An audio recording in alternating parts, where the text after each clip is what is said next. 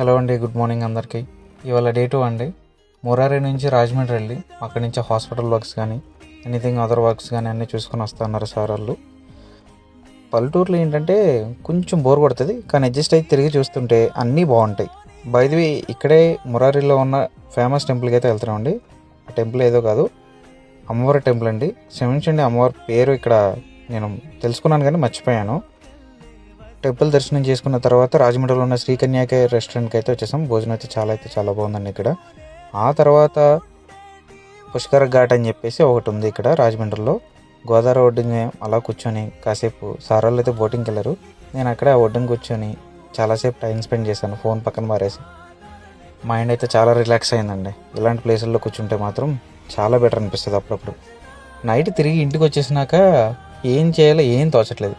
సర్లే ఖాళీ కాబట్టి రోడ్ మీద అటు ఇటు వాకింగ్ చేసుకుంటున్నాను. మన తిండికి తర్వాత చేసే జాబ్కి ఇలా వాకింగ్ చేయడం అనేది చాలా బెటర్. Thank you. వెళ్ళేటప్పుడు ఫాలో కొట్టి సబ్స్క్రైబ్ చేసుకోండి.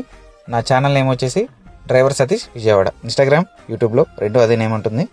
సెర్చ్ చేసగానే ఫస్ట్ పేజ్ నాదే వస్తుంది. Please subscribe. Thank you.